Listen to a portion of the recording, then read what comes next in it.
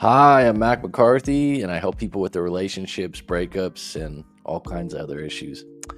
Go to writemac.com if you want to book a session. Otherwise, let's just get into this live stream today.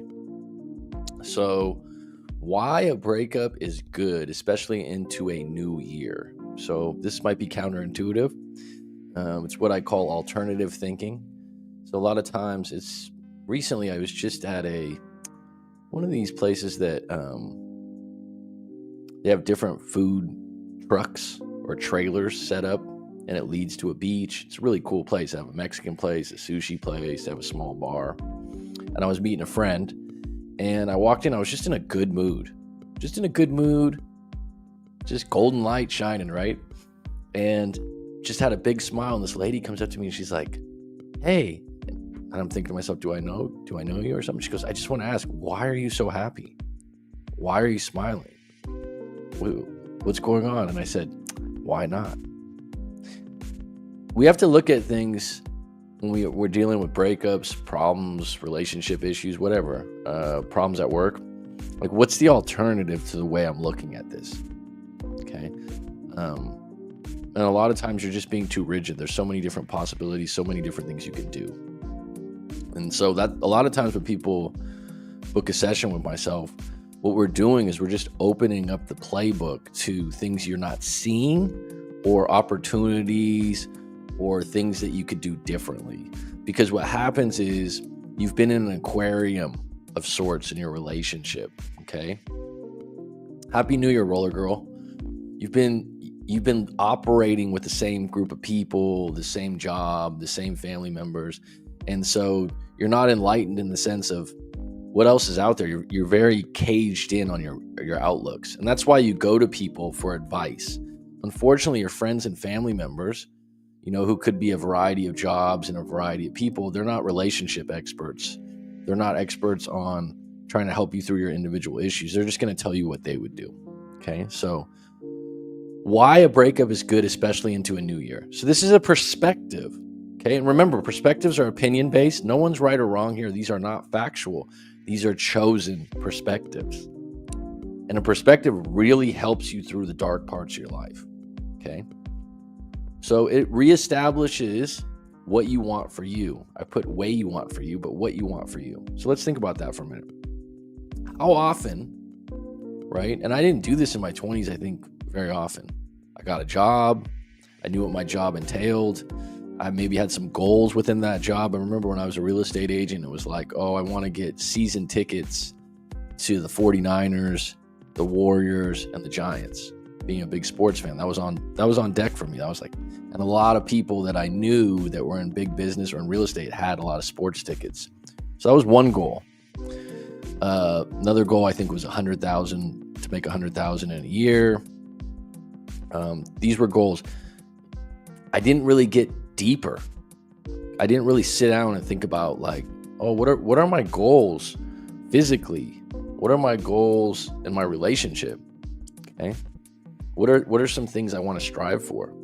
Now, before I get to your goals, what you really want to think about are what your spiritual ideals are. This is something that I've developed over the last couple of years, and I'm actually putting together the meditation project, which is going to be on the School platform, SKOOL. That's coming in about a month. And what I like about that is we're going to get into, instead of just saying, oh, write down your goals, which is a good thing. There's nothing wrong with that. What you have to realize, are those goals congruent with who you are and who you want to be? Okay. So your spiritual ideals, or your ideals of who you are really your morals and values, what you stick to. For example, integrity is one of mine. Doing the right thing, even when it's difficult to do the right thing. Okay. Being honest and trustworthy with people. Providing a lot of value. This is why for my coaching, I don't know if other people are doing it, and I haven't seen it before, but I'll give you a full refund. If we have a coaching session for 1 hour, 1 hour and a half, 2 hours, and you're like, this wasn't good, it wasn't useful or helpful, I'll just give you your money back. Haven't had to do it in 5 years, but it's out there because I'm confident I'm going to help you. Okay. I'm not going to fix everything. All right. But I'll help you. Rye Flint, Happy New Year, hon. So You want to reestablish, and this is good going into the new year, whether you're in a breakup or not. But a breakup, you're at ground zero, you're on an island, you're feeling lonely, you're upset, you're missing someone. But what's interesting is when you're in a relationship, you have to negotiate more of what you do in your life. Now, some people out there, oh, not in my relationship. When you go to dinner, what time do you want to go, hon? It's up to you. You say 7. Oh, I don't want to go at 7. That's too early. Now you got to negotiate. 8 o'clock. Oh, where do you want to go? Oh, I want to go to this Italian restaurant. I don't feel like Italian. You're constantly negotiating what you do, where when you're single and you're on your own, you just go where you want to go. Okay? So it's the same thing with your goals. Sometimes, hey, I got into this university on the East Coast, and my girlfriend and I have lived in LA for 5 years. She doesn't want to move. Okay, so you got to negotiate that, right? So when you're on your own, the power is, all right, I can do everything I want for me. People might think that's selfish, but what's the alternative? To sit and cry and say you have no options? There's a time for that.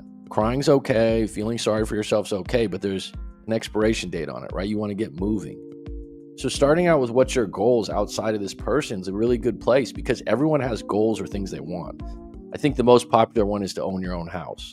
And ironically, once you own your own house, and I've done that, where you kind of get it and you're like, oh, I mean, it's not a completion of your life. It's not like everything in your life's going to change. It's nice. And I would hope that you choose a house with a location that makes you happy, not just to buy a house. And that's a great example of what a lot of people do. Oh, wait, I just want this, but they're not specific enough. So it's like, I just want to own my own home. You got to get more specific than that. If you want to live by the beach, okay, put that in there. If you want to live in a tropical climate, put that in there. Because if you get a house and it's in an area you don't like and the weather's bad and doesn't vibe with you, you're not going to be happy, or you're going to be stuck with that house. You just asked for the wrong thing, right? So establish your goals. And this is the great thing about when you get into some of your goals. Getting a house, getting a car, a lot of the goals will involve due diligence, your work, your planning. Unfortunately, in relationships, like I said, it's a negotiation. You don't have full power. The other person has free will to say, you know what, I don't want to do this. You know what, I don't want to be with you anymore. And this is where it's really hard for people. With a lot of your goals, if they're financial, if they're inanimate objects such as cars or houses, you can get them. They're not moving targets, right? So you can set your sights on them. So to start from zero is not a bad place. I remember I was doing an internship in San Francisco when I went to San Francisco State. And just taking a look at the AC here. It just doesn't seem very cool today. There it goes. Let me turn it down. I was doing this internship at San Francisco State, and it was in the Embarcadero buildings. I don't know if anyone knows what that is, but basically where the high rises are in downtown San Francisco, all those buildings, I had to walk them and get information. This is before the internet had all this information on deck. And I remember the guy that was running the internship, he was only like 27 or 28, but he said, when you come out of college, he goes, if you enter the workforce and you're at zero, that's a great place to be. And I was thinking, what the hell? Meaning like, you don't have any money, right? You're at zero. He goes, it's a lot better than debt. Think about that for a minute. So when you get in a breakup, you're at ground zero. The love bank has been robbed, right? You're hurt. You're upset. You trusted this person. You were really into them. You thought you went one way and they went the other way. You didn't meet back at the corner. You feel duped. You feel upset. You feel hurt. I'm with you. But ground zero is operational, meaning that you can get back up. It's going to take some time. It's going to take some time. And a lot of times, if you've been there before, you know this. But what would create love debt? What would be lower than ground zero? Becoming a drug addict or alcoholic. That's going to be harder than ground zero. A lot of times people have to go lower than ground zero to go to these rehabs. Some of them have to go to jail, right? Face death. I've had multiple clients where it's like they're facing jail time or death due to some health scare, and then they'll stop drinking, or then they'll stop doing the drugs. The consequence has to be extremely high. To me, that's lower than ground zero. Okay, so where do you get below ground zero when it comes to a breakup? I would say when you start shattering your self-respect and you start stalking that person online, you start calling and texting them over and over again, because now you're going from zero to pathetic, right? To pity seeking, to guilt nets, I call it, to shaming them. And that's a place that's below the breakup. So if you're at ground zero, you're hurt, you're crying, you book a session with myself or someone else out there, you're in your feelings, you're hurt. I often tell people, they go, God, I had a bad day yesterday. I go, well, you're not a psychopath. You have feelings. You're allowed to be hurt. You have a breakup. This is a real thing. You also aren't a drug addict or an alcoholic, or you're not putting it to the side with bullshit. You're facing the storm, and it's going to take a little bit of time. But in the meantime, let's figure out what you want in your life moving forward, because this shit didn't work out. And once you verify, hey, this relationship actually wasn't as good as I thought it was, or this person wasn't as good a match as I thought. And that's how I like to put it, rather than a narcissist, this, that, the other. Hey, we don't match up well. I mean, relationships are like puzzle pieces. Like, if they don't fit, they don't fit. And 5 years later, you're complaining about the same shit. Like, I hate the fact that they don't go to the gym and I do. I hate the fact that he spends money on trucks and hunting and fishing and we don't have anything left in the till. There's all kinds of things.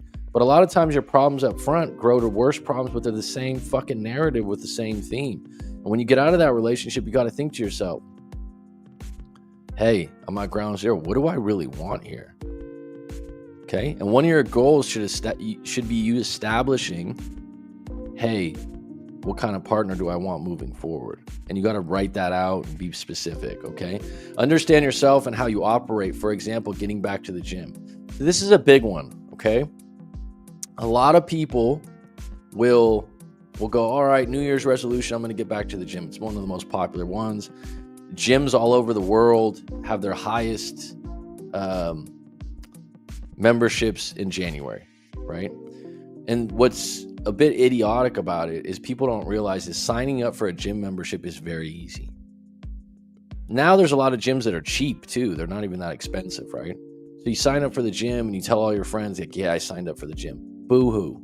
Like, what are you actually doing, right? The reality is you still don't like to work out.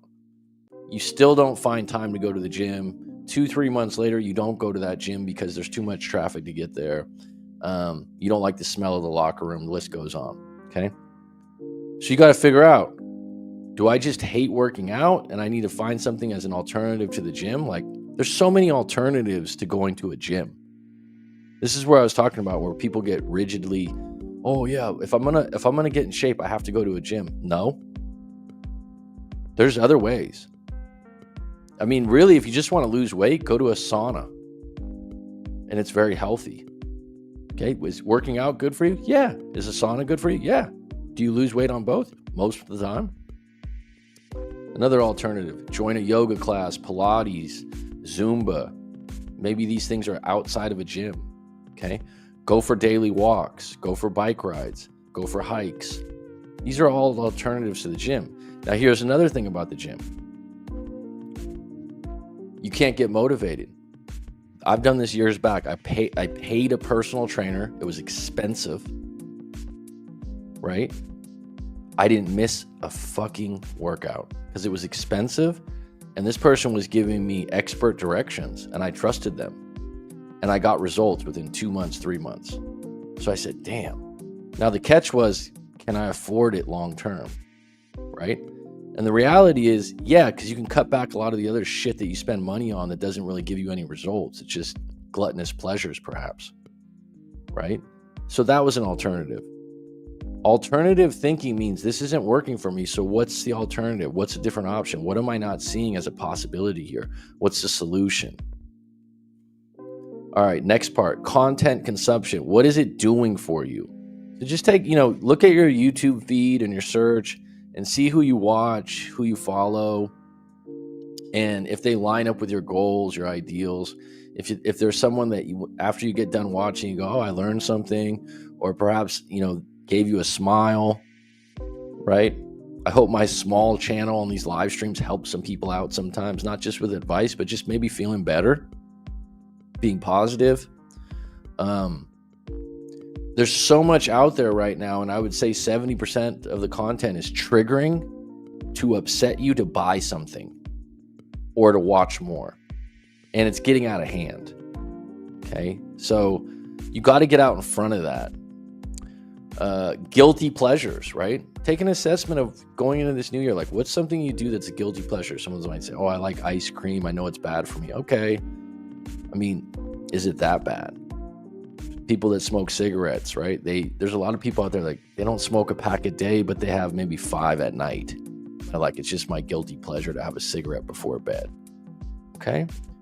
I would say that what you want to do with something like that is go, hey, can I stop feeling guilty about this, and kind of lean into the fact that, listen, I don't want anyone smoking cigarettes. I don't think they're good for you, but it's a lot worse on your body and your system if you have a negative attitude towards it and do it anyways. So we've all met someone that's 85 years old, or someone's grandma or grandpa that smokes like a chimney. Right? There's actors out there. You're like, damn, this guy, George Burns, I think his name was, he smoked cigars till 101. Okay. What's that?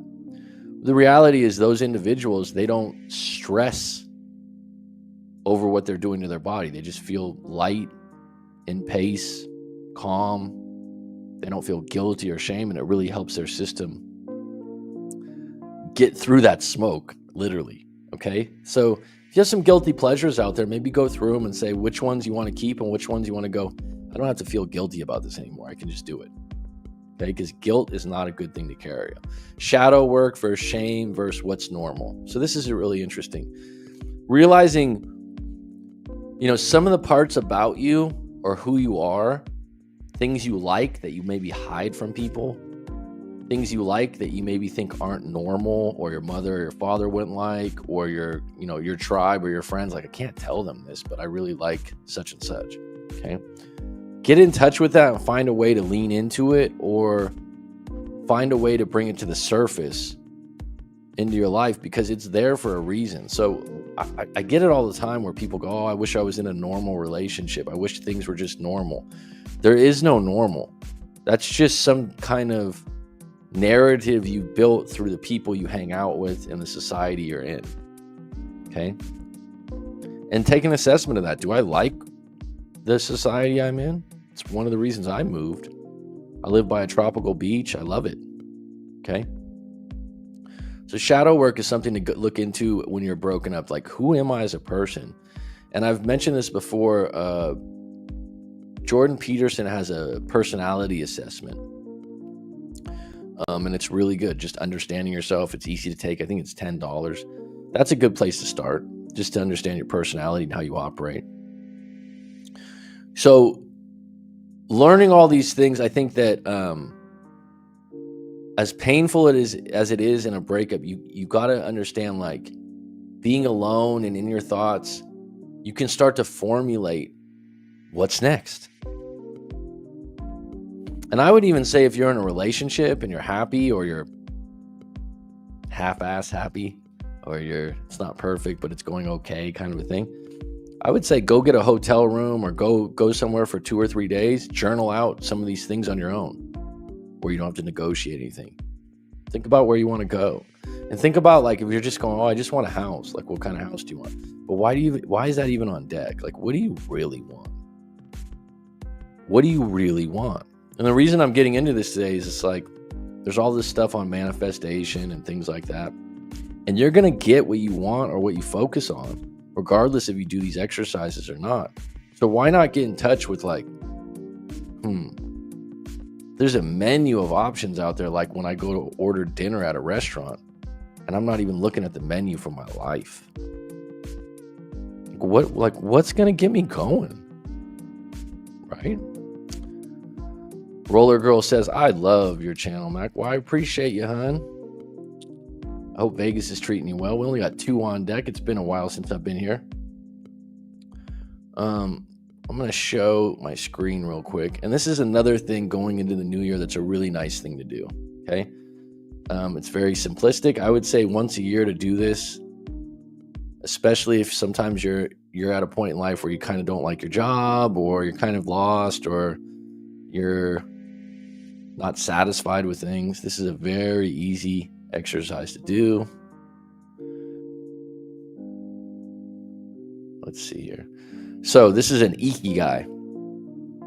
It's Japanese, and it's very simplistic, but if you do this in a journal, or you can write it out, there's different ways you could do it. What you love. Okay. So what you love, you write out maybe your parents, family members, maybe be specific. For me, I'd say I love going hiking. I love to go fishing. I love spending time at the beach. I love visiting my parents. Visiting means not staying for, an extended period of time.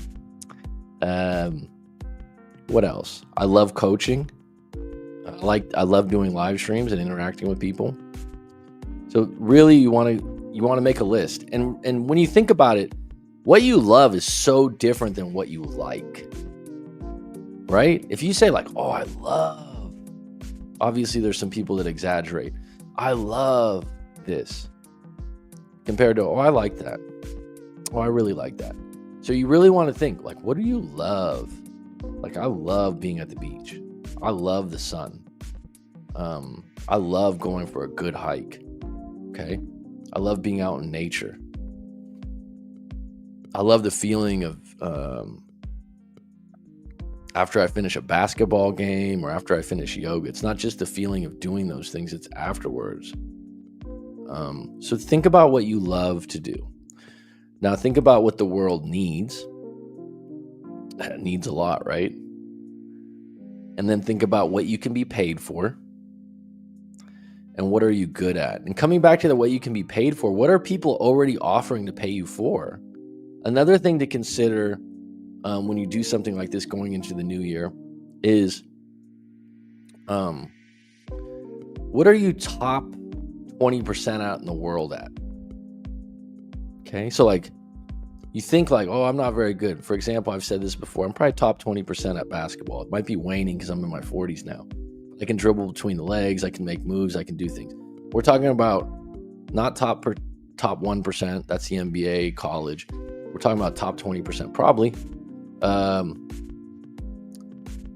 Top 20% at helping people with the relationship issues? I'd like to think so, right? What are you really good at? What are you really good at? I'm really good at making a good quesadilla. Okay, so like, what are you good at? What do people tell you you're good at?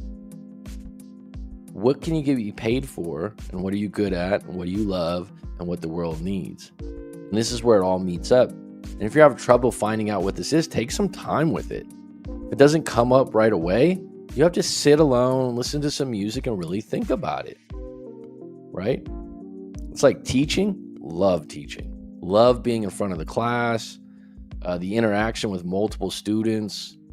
It's something I really enjoy. I enjoy having the floor. Okay? You have to be honest with yourself. Now, what's the feedback when you do these things and people tell you, wow, you're really good at this? If you're, I've never been a musician or played an instrument, but when I meet someone and they start playing the guitar or they sing a song and you've never seen that before and you go, damn, you're really good at this. And they're like, no, because this is what artists do a lot of times, right? No, I'm not that good. But everyone else can tell them, no, you're really good. Okay. So this is a really nice exercise to do going into the new year. I would say once a year. And if you get to that point where you're like, oh, I'm already doing what I love and what the world needs and what I'm good at.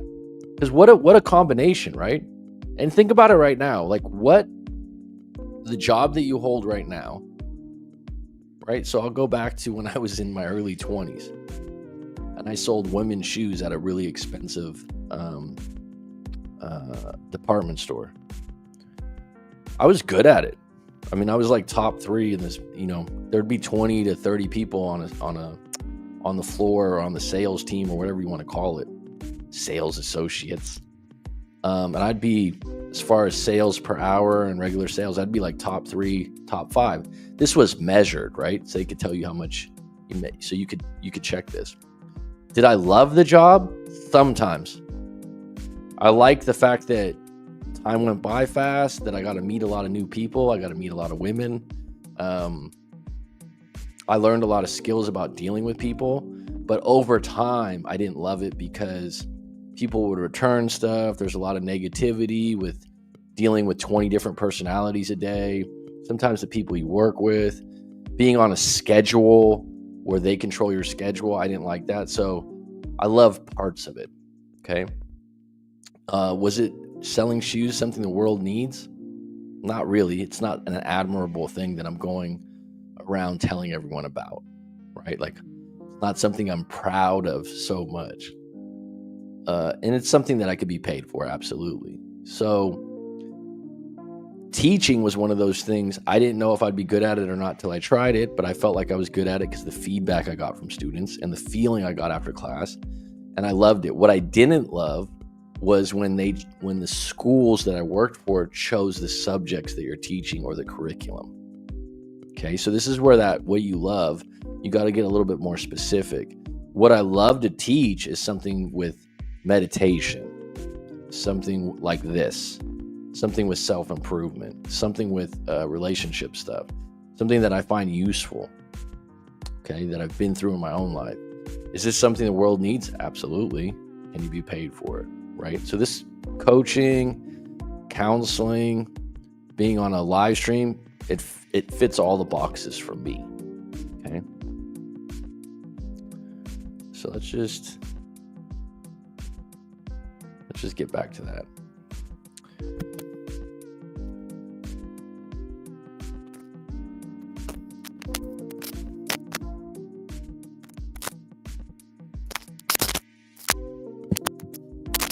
Mic check. There you go. So if you let me put this.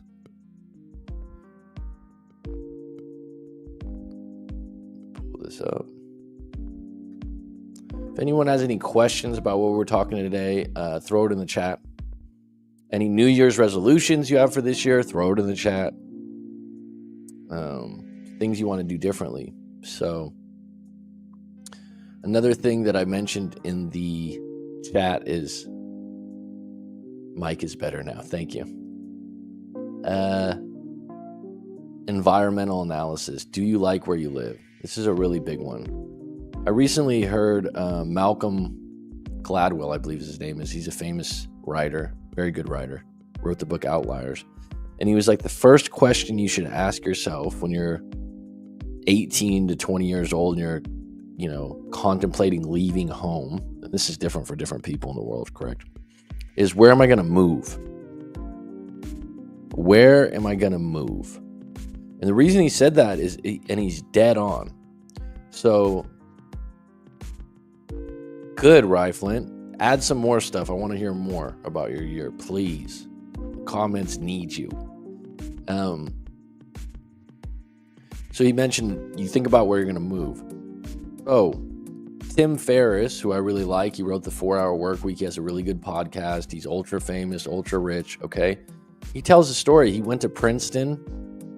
I think he didn't have a business degree or anything like that, but he said right out of college, he moved to the Bay Area because it's the Silicon Valley now. I grew up in the Bay Area before it was the Silicon Valley, San Mateo. And he goes, I was going there to make my riches. I was going there because he knows that was a place that was making a lot of money at that time. And it was a place to get good work, right? And he said he went there in his mom's minivan, and that's what he was moving with, that intention. Now he got a job, I think, right off the bat with some company doing cold calling, and it was miserable and he didn't make a lot of money, but the people he was around were all trying to strive to make more money. The people he was rubbing shoulders with were entrepreneurs, people that wanted to elevate into the rich world, right? So he was in the right place, and a lot of people became millionaires in the Silicon Valley, as opposed to living in Nebraska or living in Colorado, or you know what I mean? So you want to think like, So when you get to the ikigai and you get into the things you want, the things you love, and the things you want to do, then you got to think, where do I move to get these, to make this more? It's like the old school thing. If you wanted to be an actor or an actress, you had to move to LA. You just had to. Are you going to be successful? Is it going to work? I don't know, but you have to live there to get the jobs. That's how it was. I mean, there's still an element of that. It's just not as needed as it used to be, because a lot of people could make movies anywhere. So you really want to think where you want to live to elevate those things that you love and to feel good about yourself. You like hot weather, you like cold weather, you like the outdoors, okay? You want to live a minimalist life, right? Then you don't want to live in Miami or an extravagant city, because everyone around you is telling you to be more extravagant. We are creatures of comfort and camaraderie.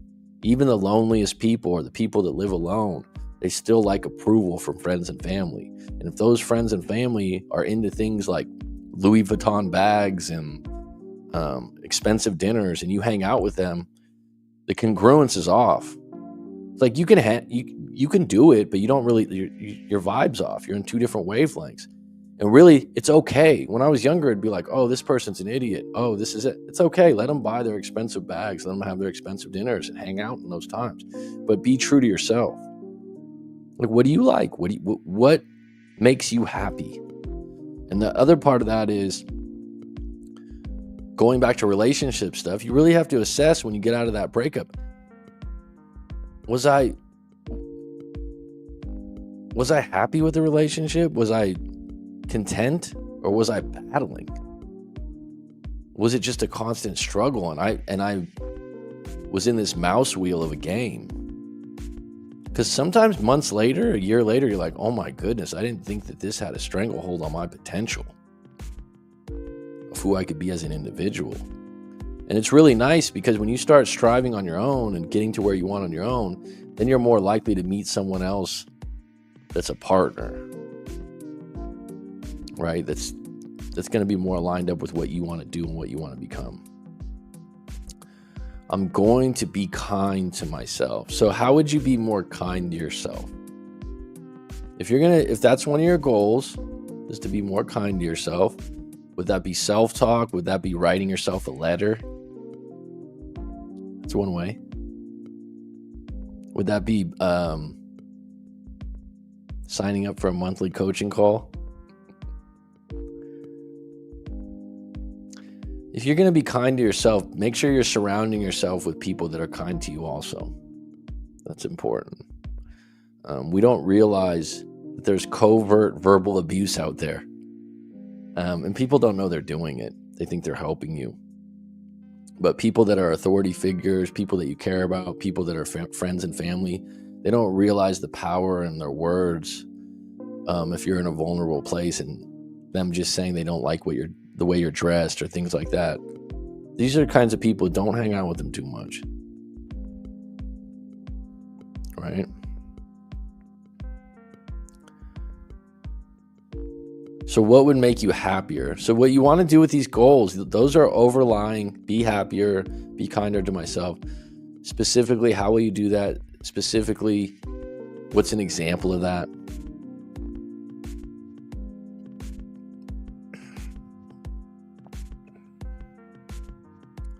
Do either Roller Girl and Riflin, do either of you meditate at all or have a meditative practice? Perhaps just walking your dog alone with no music, no nothing.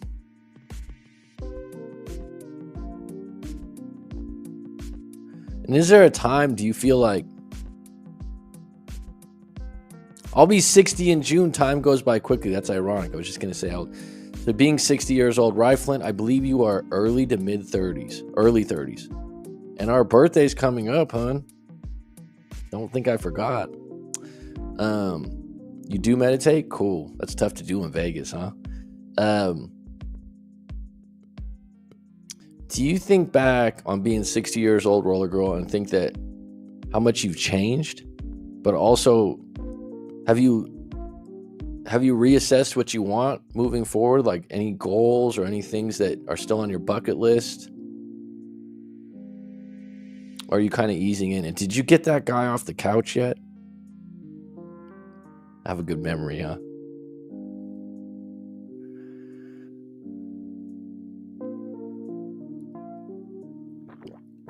Well, February 1st, I'll be in California, but me and you will have to get a session for your birthday.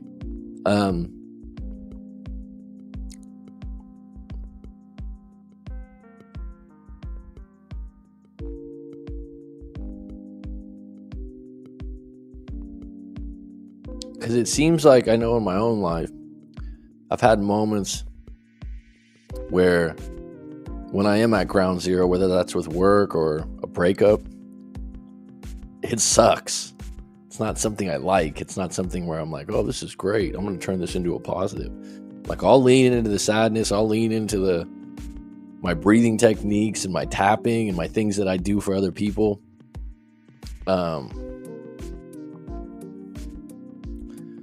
But I noticed that once you do get back into a new relationship that's good and great, you get back into a new job, or you get back into a new place that you're living and everything's going great, sometimes you lose track of like,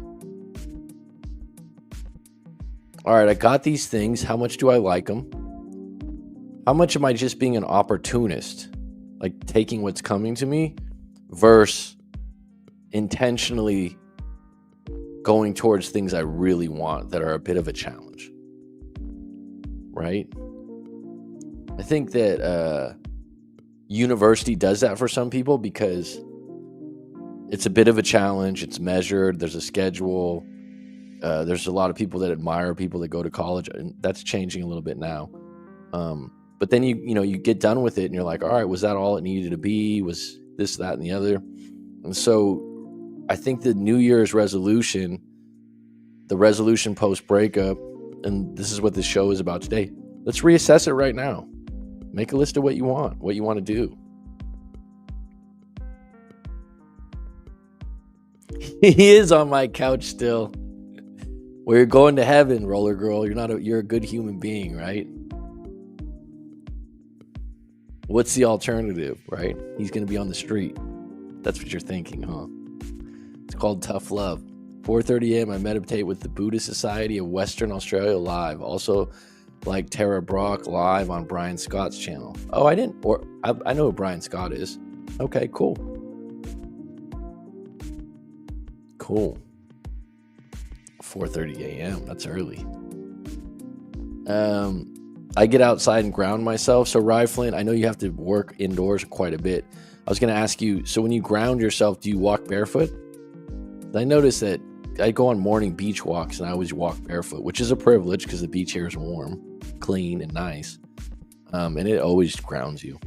This year, I'm going to get out more and not spend all my time at home. Be kind to myself and not put myself down. Well, I'll help you with that. Last year, I was really depressed. So this year, I'm determined to be happier. What I would say to that, roller girl, determination is good. Define happiness for you. What is it? Because a lot of times, happiness is just moments, right? Like you go and have ice cream with your nephew or your niece or your kid, and they smile, and in 10 minutes, you're like, oh, this is great. And then 10 minutes later, they're crying about something. You're like, shit. That's how happiness is in real life, right? It's not this long timeline of, oh, I was just happy for, eons and eons. It's these little moments. Increase those little moments and then allow yourself through meditation to deal with the bad moments.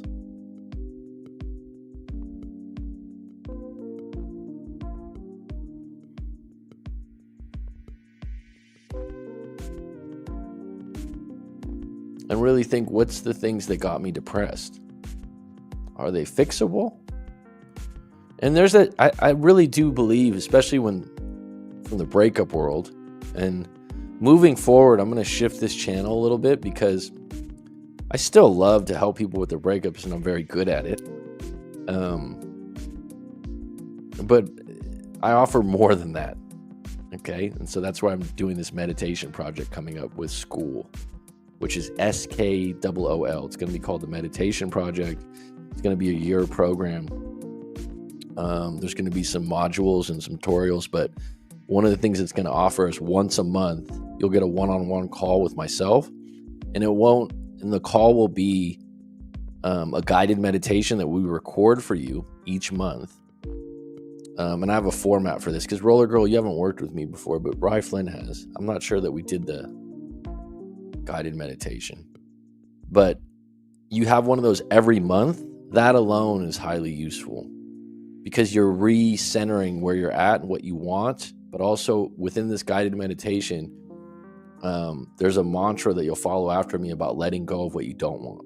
So we all have this bucket list of things we want, but we don't realize, like, what are we holding on to that's the gatekeepers that's keeping the shit we want out of the ball game, right? And so you have to let go, even if it's just for a moment or during a meditation, of all the things we don't want. So the way this guided meditation sequence is, it starts out with what you want to let go of, what you're thankful for, and then we get into what you want moving forward and really get into feeling into that and how great that is going to be, whether that's a new job, a new car, whether that's a new relationship, whatever it is. And the reason I'm doing this is because I've had the last 2 years clients that started out coming to me about breakups, and then they just became weekly or once a month clients. And we started doing this more regularly, and they literally got all the things they wanted. So this isn't one of those like the secret manifestation, you're going to get all this stuff. I actually have done it myself. I've had clients do it. I'm not selling snake oil or saying like, oh, tomorrow you'll get $1 million if you do this, this, and this. No. There's a lot more to that. And actually, at the core of it all, more than getting what you want, is creating this meditative practice where you take 15 minutes to 30 minutes a day to clean your mind. What do I mean by that? It's like you brush your teeth, you take a shower, right? And you do those things to clean. You also do it for health. How often do you clean your mind? That's the fucking problem, folks. And the crazy thing is with YouTube and Instagram, you're never cleaning your mind. You're never cleaning your mind. You're never letting go of anything. You're actually going to more YouTube videos that are triggering you in 5 different directions. You're taking a glass of water and you're putting oil, salt, vinegar, and then you're never cleaning the glass. That's your mind. That's your mind. And so this new school program I'm doing, what I want you to do is get a regular meditative practice, and then once a month we meet up, which is different than a lot of these other people, because what I've Pioneer Caddy, Happy New Year. Good to see you, bro. What I've noticed and what I've been attempted to be sold on, because I get emails all the time like, oh, if you want help with your channel or you want to get marketing, or I've had other people, I'm a marketing genius, this, that, and the other. And all it is how to scale more views, how to scale more people to pay you. It's not integrity. It's not better content. But here's why I've always been turned off to it. And I've talked about this before, and I apologize, Rye Flynn, if it's redundant, because sometimes I talk about the same things. But there's something called Dunbar's Law. It's 150 people. That's the only amount. That's 150 people. That's the maximum amount of people that you could really know. Okay? It's like on these live streams. I know you guys. I know a little bit. I don't know everything about you, but I remember. If it was 2,000 people on the live stream all the time, there's no fucking way. It's just not in the program, man. So what I'm going to do with this school program is max it out at only 100 people. The reason being, I can know every single person. I can have a once a month, one-on-one, 1 hour session with you that actually helps you every month, and then incorporate you into a group of 100 people rather than 10,000 without getting a bunch of randoms mixed in. Now we can control something. Now we can create something moving forward where you actually get private one-on-one attention. A lot of this stuff is just selling modules, and like if you're going to learn programming, fine. If you're going to learn spiritual work or meditation, you need to be working with people one-on-one. Not every day, but once a month's good. Pioneer Caddy, I hope you're feeling better. I know you came on before and were vulnerable, and I hope things are better with the family and the kids. I know you got 7, the Currys, right? But I appreciate you coming on last time, and I hope things are getting better. Or with that ex or that situation, you found a common ground. Always realize there's more than meets the eye, and that there's more options than you think. So sometimes when you're stuck, and that's one of the reasons people go to me sometimes, is just to open up the door to like, all right, what am I not seeing here? Right? What am I not seeing?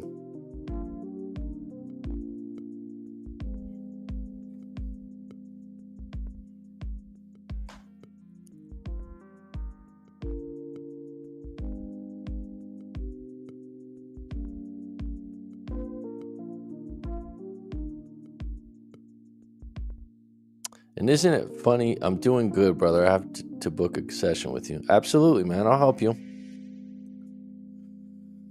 Money back guarantee, like I said. Even if you're, I know you got 7 kids, so you're probably always low on money, right? I mean, you got to make a lot of money to help out 7 kids.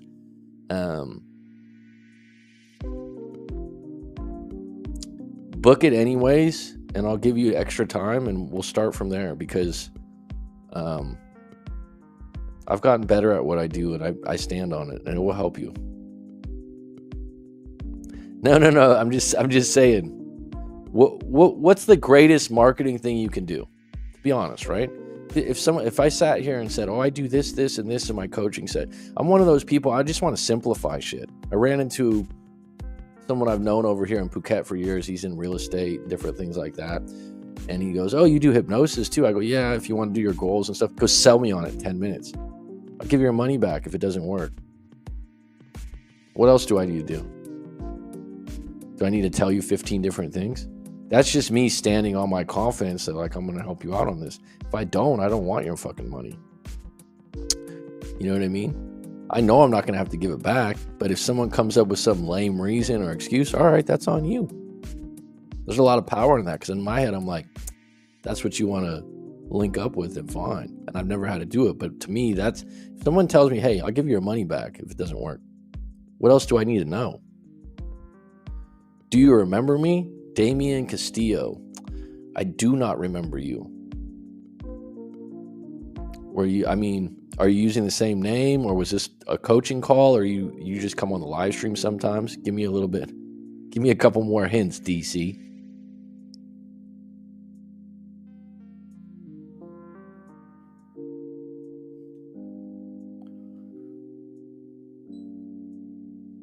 Living in a place with AC. Gets hot over here.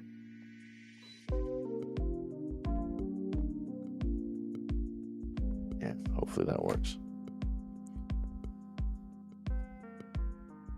Finally got an expensive camera on deck. It's not mine. A good friend of mine that does some of my video editing said, you got to change your camera. It's almost too real now, isn't it? The old picture, people used to go, wow, you look really young. I'm like, that's just the filter that goes through.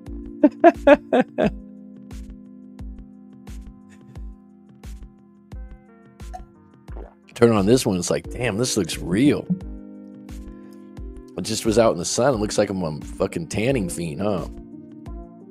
Thanks, Rye Flynn. I've been, clients over the year that are into cameras and appearance and stuff, they're like, you gotta change your camera. God, and I'm always like, I like the way I look. Like, I'm okay with it. It doesn't bother me.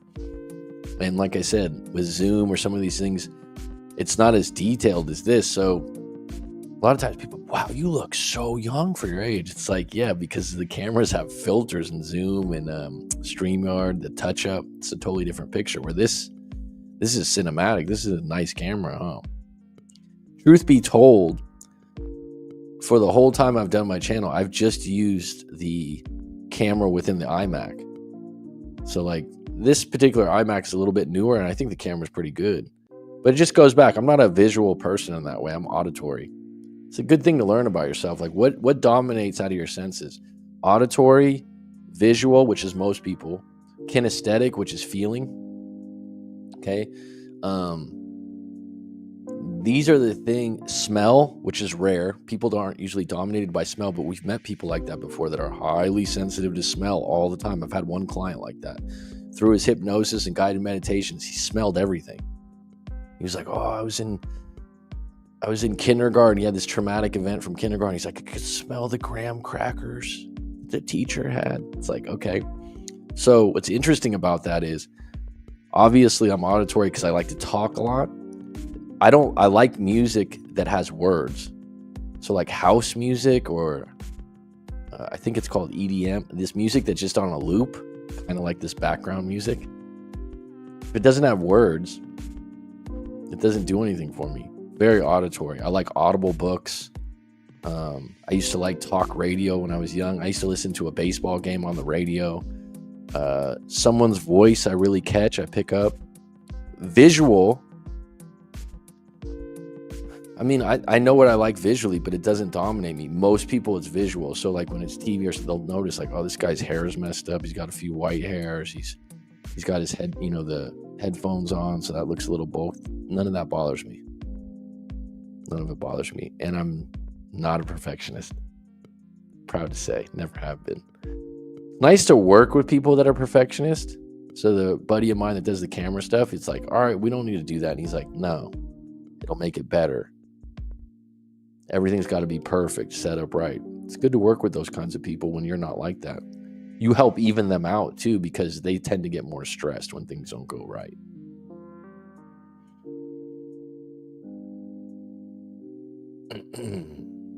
So we got 7 on deck. Damien, did you have any questions? I'm just opening it up. If anyone has any questions going into the new year. Earlier today, I offered this Ikigai, which is just kind of a cool thing. Let me show real quick. Did it present? Oh.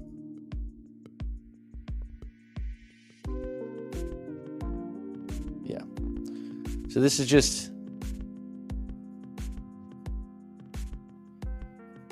presented and then didn't. I pull it off.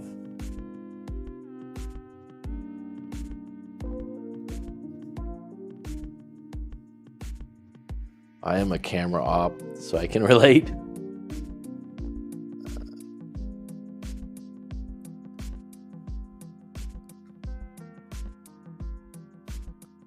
All right, this is just what I would keep closing it. Patience out of virtue. Patience with yourself really is what it is, right? Damien, I saw you left a comment. I'll get to it one sec. So I just want to show, because there's a few more people on deck right now. This is an Ikigai. This is a really good thing to do once a year.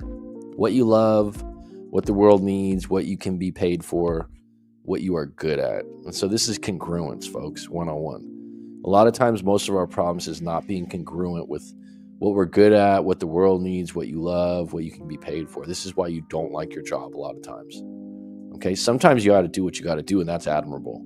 Someone's working, a tough job, fast food, whatever. I have admiration and respect for people like that. But once a year, you should be looking at what you love to do, what the world needs, what you can be paid for, and what you are good at, and reassess and see what you come up with, right? It's a really powerful thing to do. Really powerful thing to do, I think. And you surprise yourself. I came to you for relationship advice a long time ago when I started my channel. I found you on YouTube in December 2019. I've been around a while. Dude. A slow escalation to 10,000 subscribers, whatever that means. Probably know about 1,000 of them or 100 of them. I don't know. So was the advice good? And are you looking for any advice now, or where you at now, bud? See, channel. Maybe I'll just look that up real quick and check it out. If you give me some more hints, I have a very good memory. So was the advice a live coaching call, or was it just in a random? Damien Castillo, 28,000 views. Is this you? You're a musician, Damien? Trumpet, sax. Is this you?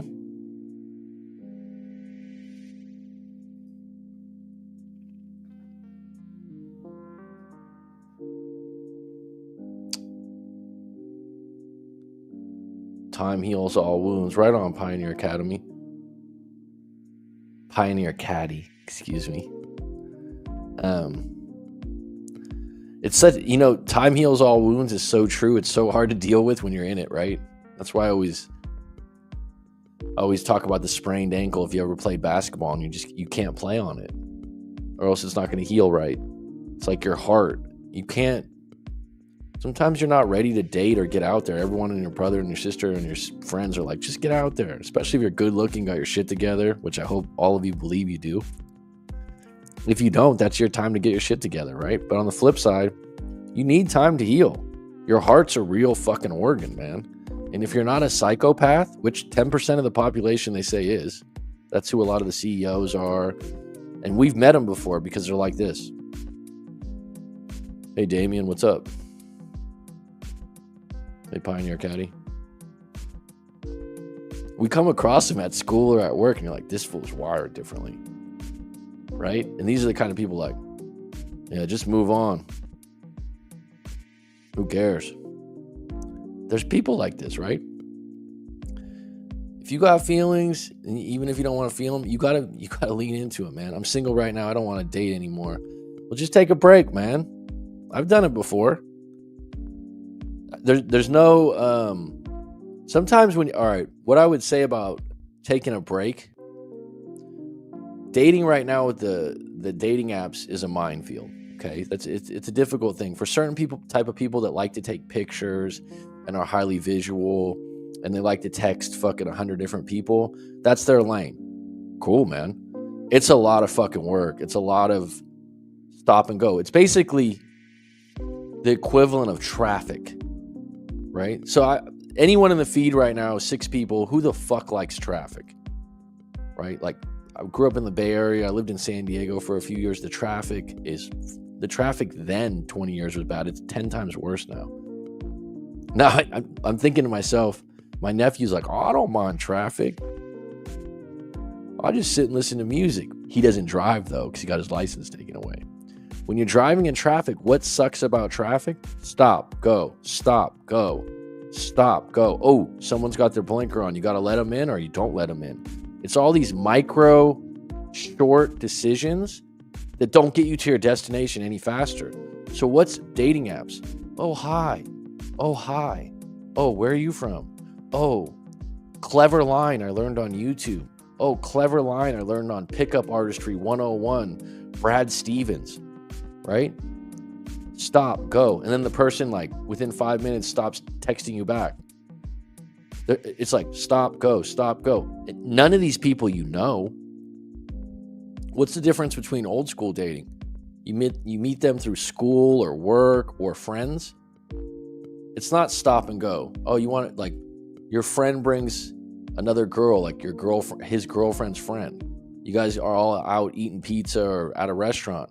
It's not stop and go because you guys got to sit there for an hour and just kind of feel each other out, right? If you work with someone, you get to know that person within, I don't know, a month of working there 30 hours a week. It's totally different. So the dating apps are the problem a lot of times. That stop and go, it's just exhausting. Okay? So that's one thing. But right now, Damien, just establish like what it is you want too. Because a lot of times men, especially when we're in our 20s, and I'm not singling out any guys, we're opportunists. It's like, all right, fee, fi, fo, she's cute, she's hot, she likes me, okay, let's date, okay. Intimacy, okay. Now someone's going, oh, that's just a man whore. No. Most men, and the opportunists still end up with a girlfriend. They're just not selective, right? And they're going off the exterior shine. It's like, oh, she's pretty. Now when you've been burned a few times, take some time to ask some questions. Like, if the person's, saying like, oh, I hate my parents. Oh, I always grew up spoiled. That's not a red flag. That's a fucking exit on the back door. That's not something, oh, I think this is kind of a red flag. No, that's like, all right, don't pursue that because you're next. Doesn't mean those people don't deserve some grace and some compassion, but if you're not in that same boat and you start dating someone like that, they hate family members, they hate everyone. There's certain things that you can kind of And the name of the game is finding out what's enough and finding out what you really want, and then being able to be selective, but also delayed gratification. That's it. And apply that to your dating life. And the problem with it is it takes a little more time. You're going to have to sit and being single for a little bit, Damien. Damien, just to double check with you, is that your music channel that I looked up? You play the sax? I'm just curious, dude. Because I like the sax. I'm going to play this real quick.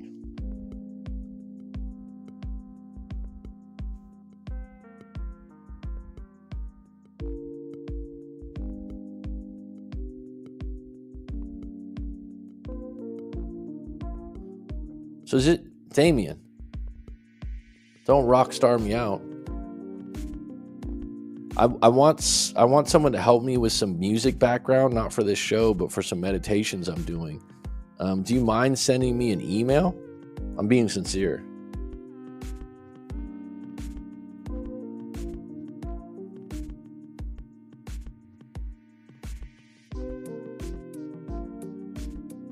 Oh, it's not you? You got someone else out there that's got a pretty cool jazz channel, looks like. It's funny how people have the same exact name, huh?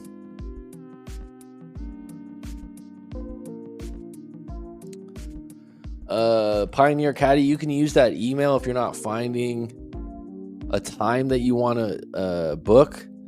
And I can give you an invoice later if you still want to do, a booking. If you need to email me first, that's my email that I check every day.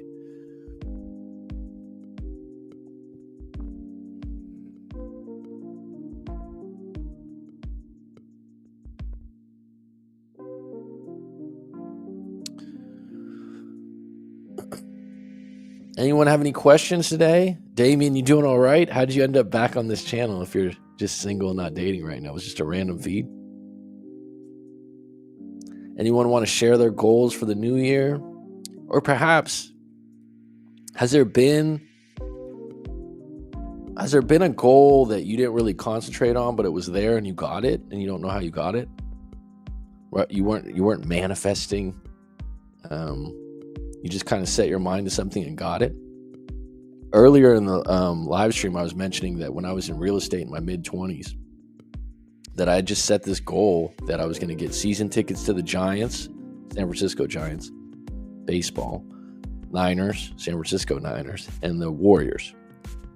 And 20 years ago, that was expensive. So this was like 15, 18 years ago. I was a fresh new real estate agent, didn't have a lot of extra money. But a lot of people had tickets, and I was a huge fan of all three of those teams. Still am. I'm not as passionate because I don't live in the Bay. But it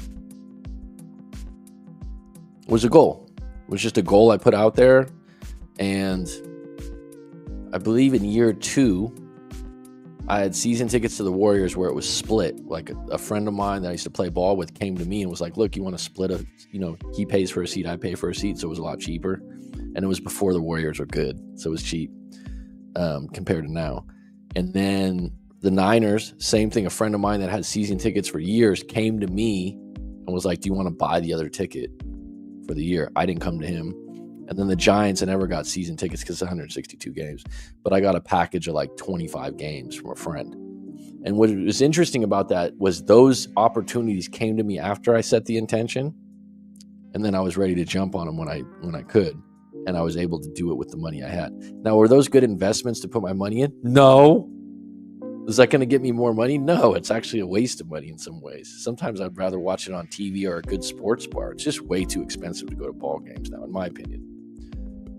Is it a great experience? Yes, but the cost, astronomical.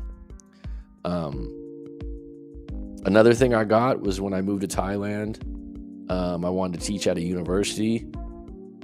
And I got that right away. That was my first job.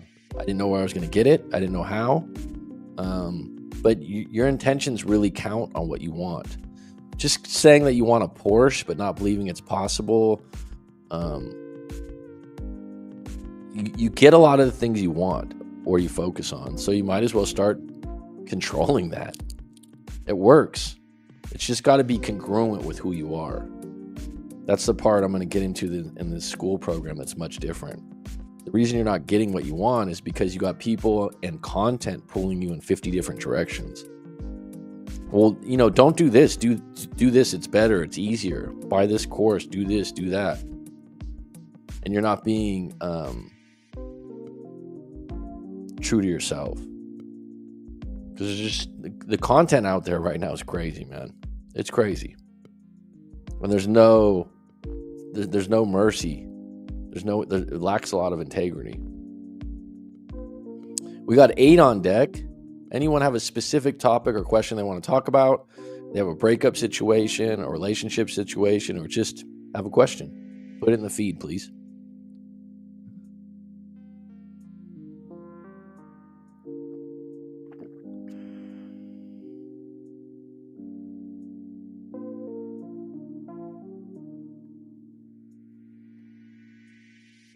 And if you need to email me, my email's down there if it's a personal thing. I can't take a live caller on today. If you wanted to come on and you didn't want to show your face, that's possible with the great StreamYard.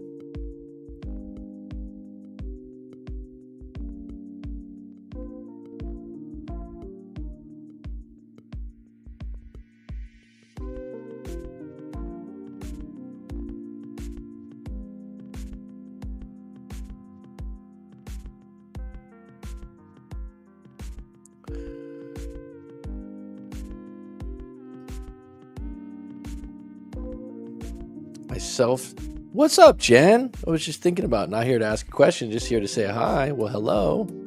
I'll be back in California Jan 15th to Feb 15th. But I won't be in V-Town. No family left over there. Actually, I have one cousin in Vacaville. He's a fireman.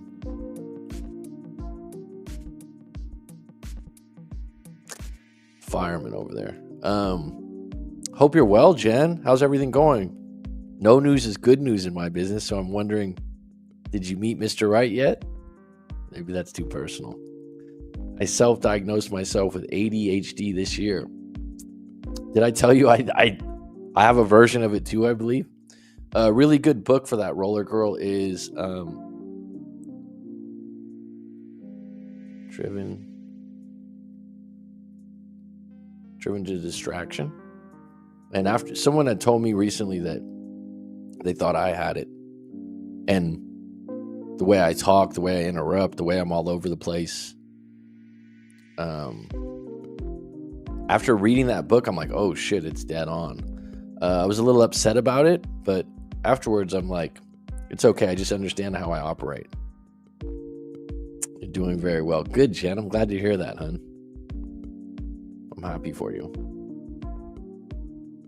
We got a lot to catch up on, Jen. We're going to talk sometime. I'm just thinking about all the,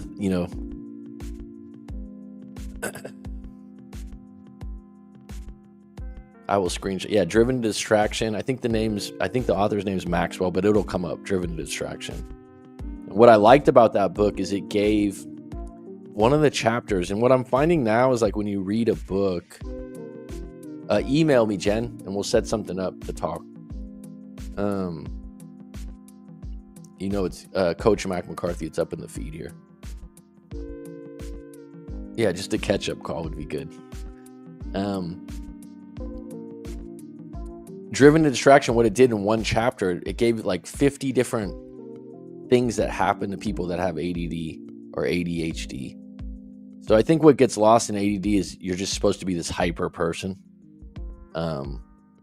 which I can be, but not really. What I would say that I identified with after reading the book is that my mind will open up a lot of loops. So I'm one of those people, there's a lot of things on my desk. If I go to the gym, I have to listen to music. If I'm writing a book or things I'm working on right now, I have to listen to music.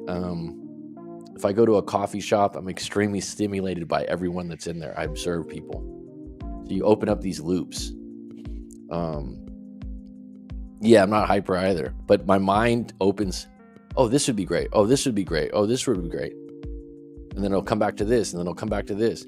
What's good about that, like a live stream, I can mention all you guys by name. I can come back to who you are. My memory's really sharp. I process extremely quick. What's hard is concentrating for long periods of time on things that are a little bit more monotonous. Yes, lots of open, and you have a lot of ideas, like creative ideas that you don't follow through on. You know, we can tend to be late.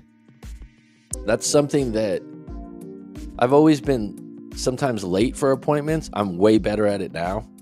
I'm pretty on time, especially if it's important. But when I was younger, if a job would let me get away with 15 minutes late, I'd be 15 minutes late every time. A lot of times for my coaching,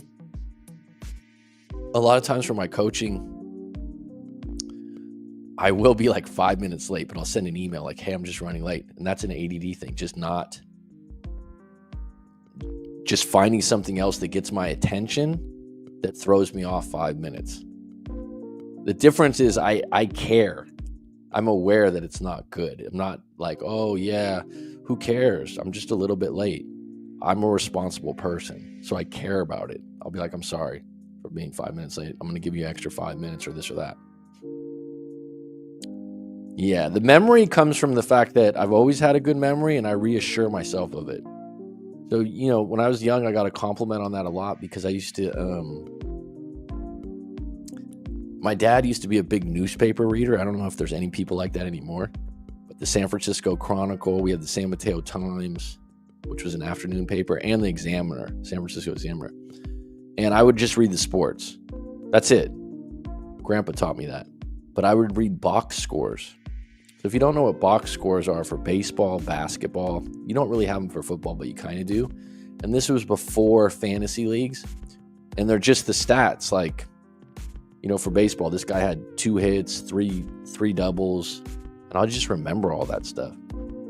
And then when, you know, older people, when I was a kid, would be around and we'd talk sports, I would just be like, I would know a name of a player, how many years he played, what team he was on. It was Rain Man.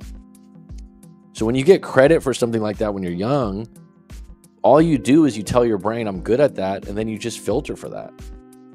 And so that's something that gets cultivated. It's not just something you learn, and everyone's capable of having a better memory. What's up, Rob IS? How you doing, buddy? I never get into politics, but I couldn't believe that Trump's throwing out there making Canada a 51st state. Oh my goodness. I didn't see that coming. Whether it's true or not, or it's just fluff, I don't know, but I haven't heard rhetoric like that before. I'm sure talk about something that the media and the news just must love, whether they like him or not. It's a storyline every fucking day. It's just crazy. It's crazy.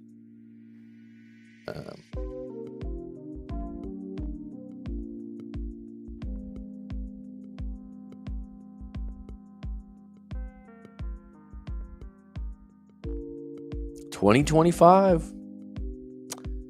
So the point of this show today, to touch base, there was someone that left me a message that wanted me to do a live stream on maybe goals and going into the new year. He didn't come on this particular live stream, which is fine. But it's just something to get reacquainted with, that you might be just disregarding. Oh, I don't need to do goals anymore. I don't need to. And you don't need to, but it's good for you. I find that when I look back at things I wrote down, intentions I've had 2 years ago, 5 years ago, 7 years ago, usually get them. I mean, and I'm not, like I said, the things I write down aren't extravagant things. You know, like I'm going to have $100 million, or I'm going to have some cool car. Sometimes it's a job. Sometimes it's different things like that. I would say those things can work as long. You can get extravagant things and big things. You just got to be congruent with who you are. What's your morals and spiritual ideals? Like, who are you as a person? Because what happens is, and I think in my own life, when I was around different groups of people that had lots of money, that had big businesses, I didn't really vibe with their integrity. And so that always threw me off. I always associated making a lot of money with a lack of integrity, honesty, cheating people. And it wasn't always the case. In some cases, you blanket label people, but what I've come to realize is that you can do well with integrity as long as you're in control of that. You can still honor that and be prosperous, but you have to not work with the other people that are like that. And there's good ones and bad ones everywhere. Good ones and bad ones.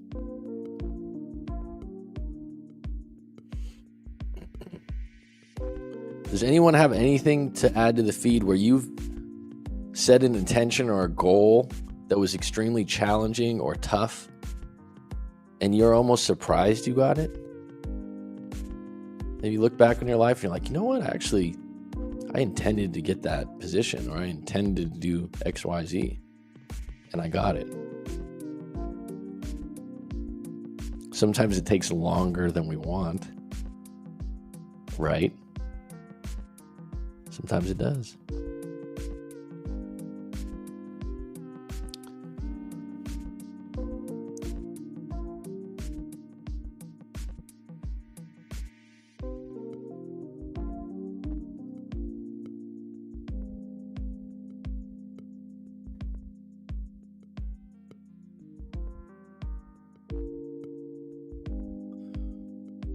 Any questions, or I'm going to move forward and move on and possibly come on in another week or two. Like I said, I got this meditation project with school platform in the works. I think it's going to be really good. So Jen, maybe Rob IS, I'll be contacting you guys if you're interested.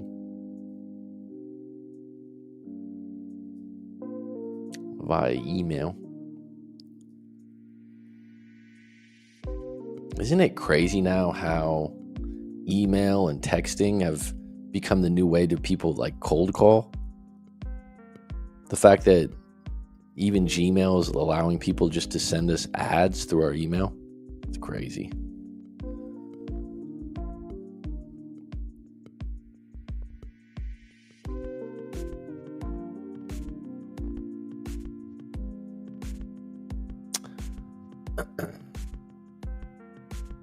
All right, I think that might be curtains. I was just seeing if anyone had a question or something they wanted to throw in, but it's been an hour and 17 minutes of glory and bliss. I'm happy that everyone's going into the new year. Jen, it's been good. I'll touch base with you soon. Rob IS, always a pleasure. The guardian at the gate. Roller Girl, who was first today, who plans to be happier this year. One simple way to do that, Roller Girl, and this might sound too easy, is to smile more. A really good channel that I like, Breathing with Sandy. Roller Girl, you might want to check this out. I actually use this channel regularly, the breathing techniques and the music, and he has a lot of things on like being happier in the morning, and there's a couple of techniques where you just smile into your breath and you do feel better. I do remember when I took my Psychology 101 class at junior college in Mesa Junior College in San Diego. I remember that class. I'm thinking, psychology is going to be so cool. I don't remember anything specifically from the class that was useful, except this. When you smile, it tells your brain you're happy. And I always remember thinking, really? The action of smiling and raising your cheeks actually tells your brain you're happy. So even if you're crying or you're upset and you smile, because have you ever noticed some people when they cry or they're hysterical, they stop after wailing or being upset, and they kind of smile? I'm not saying everyone does this, because it's almost like it's like, all right, I got it all out, and smile big, smile into your eyes. That's the key. But check out that channel and tell me what you think. Damian Castillo, good to hear from you, bud. I hope you're doing well. Pioneer Caddy, anytime you want to do that session, I'm here for you. Rye Flint, always a pleasure. We got to plan our birthday pretty soon, huh? Maybe we'll do an online live stream. You can invite your friends. This is my coach. That'd be cool. Okay. Yep. Smiling tells your brain you're happy. So let's smile it out, right? Excellent. All right, folks. Happy New Year. Take care. It's curtains.